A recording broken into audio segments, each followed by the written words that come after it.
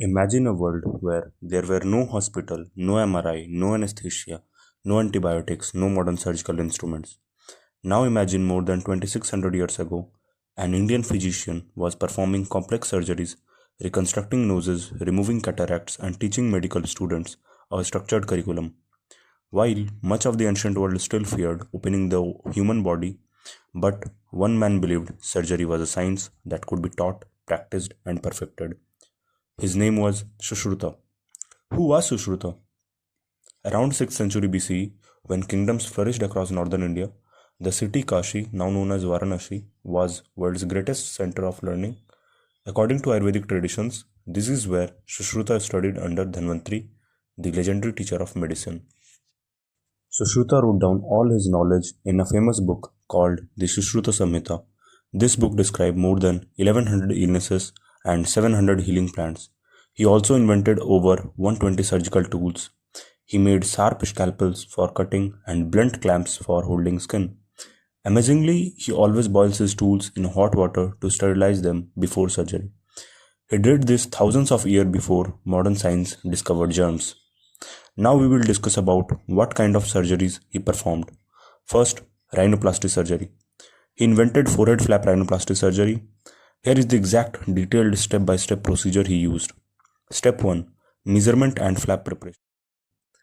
First, the surgeon used a leaf or piece of vine to measure the exact size and shape of the missing portions of the patient's nose and prepared a flap by cutting the layer of forehead tissue. And in step 2, the stab or remnant of the original nose was scraped out with a knife to create a raw bleeding edge.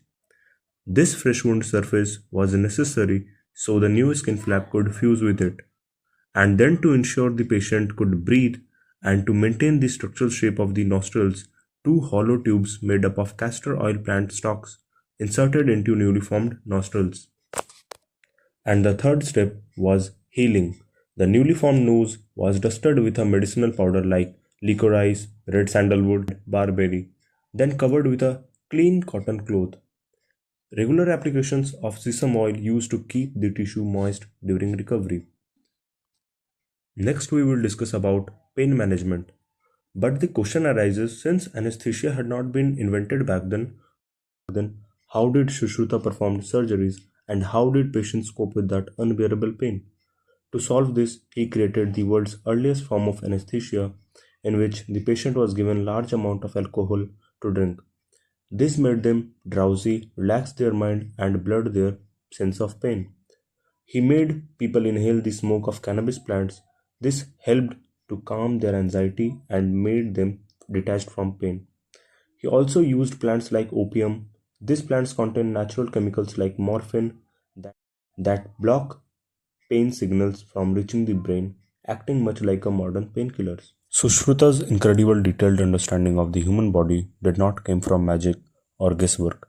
It was the result of pure scientific experimentation, systemic observation, and genius anatomical study method that he invented to bypass the cultural taboos of his time.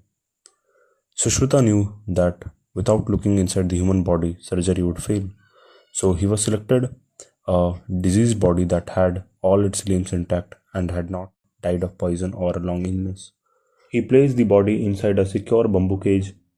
He immersed this cage in a hidden slow flowing part of river for 7 days, letting the water naturally soften and loosen the skin and outer tissues. After the week, the body was taken out. Instead of sharp blades that could accidentally cut delicate internal structures, Sushruta used soft brushes made up of bamboo fibers and hair. He gently scraped away the softened outer layers one by one.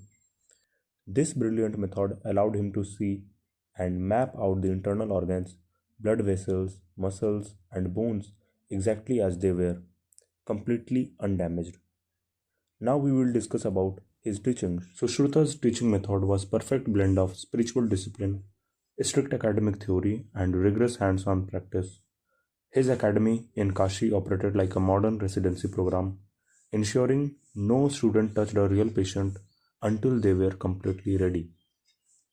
Getting into Sushruta's medical school was not like signing up for regular college today.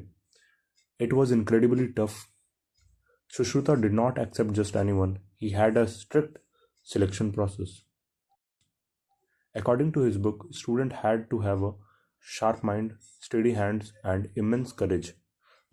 But above all, they have to possess a kind heart. Sushruta used to believe that a cruel person could never be a true healer. Once a student was selected, they had to take a lifelong holy oath during a special ceremony. Sushruta believed that a surgeon could not survive on books alone. Therefore, a student's day was split into two parts. First, the theoretical learning, and the second was practical learning.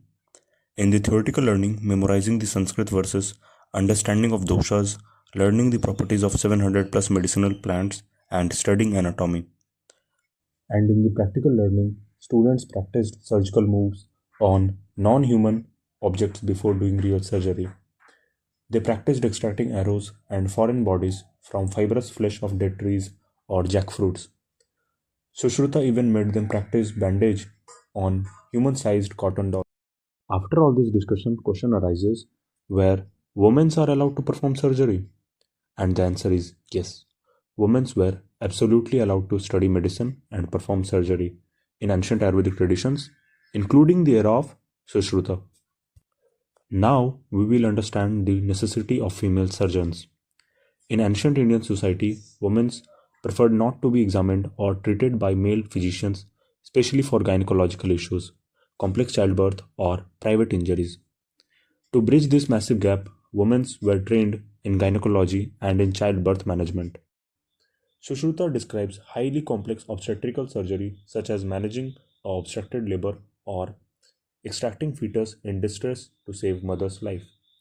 During the Vedic and early Upanishadic periods, women like Gargi and Maitreyi were celebrated as top tier scholars. If you guys want separate video on ancient female scholars like Gargi and Maitreyi, then I will make it separate video for this. Sushruta's work was so massive and mind-blowing that it is impossible to fit his entire life and science into just one video. So I have made a decision that I am dividing this legendary journey into two parts. In next video, we will discuss his work on cataract surgery, removal of bladder and kidney stones, repairing bone fractures, emergency intestinal and abdominal surgery, and the 8 surgical movements that he mastered. Hey guys, this was my first documentary video. I hope you all liked this video. And if you like this video, like, share and subscribe to our channel. And thank you for watching and see you in the next video. Until then, stay tuned. Thank you.